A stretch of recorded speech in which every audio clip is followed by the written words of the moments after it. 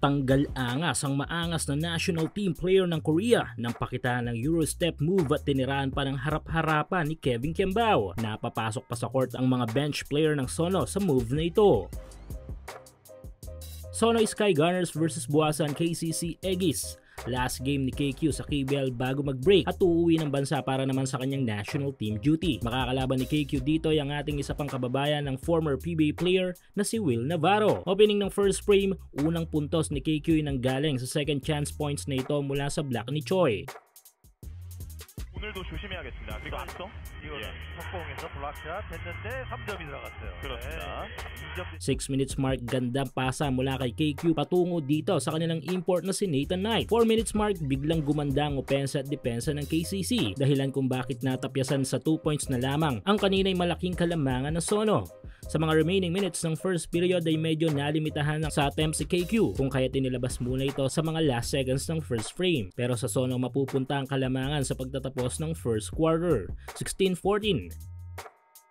Opening ng second frame, gandang contest ang ginawa dito ni KQ kontra sa former NBA player import ng KCC.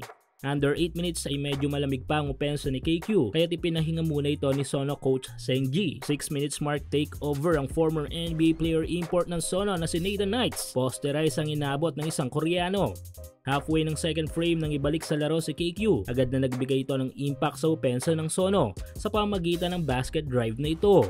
Napatakbo sa loob ng court ang mga player ng bench ng Sono sa ginawang ito ni KQ. Sampa na sa 9 na puntos ang lamang ng Sono. Dito naman ay gandang depensa ang ginawa dito ni Kabayan na na-convert sa puntos. 2 minutes mark, tinirahan lang ni KQ ng tres harap-harapan ang maangas na Korean national team player na si Choi. Under 2 minutes, eto na't uminit na ang opensa ni Kembao. Last 30 seconds, Eurostep under basket naman ang ginawa dito ni KQ kontra pa rin dito kay Choi. Magtatapos ang second period na lobo ang kalamangan ng Sono, 46-37.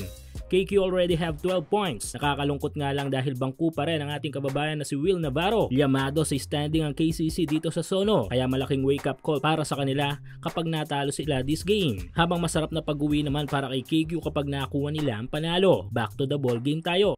Third period, last 1 minute na lang nang makaambag ng puntos si KQ sa Sono.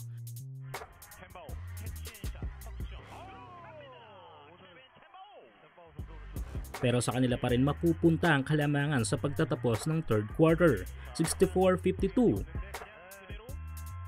Sa last at final quarter ay sinubukang mahabol ng home team ang kalamangan ng Sono, kaso patuloy ang magandang opensiba ng mga ito. Kaya't kakapusin sa oras ang KCC Aegis, kaya sa Sono mapupunta ang panalo sa laban na ito.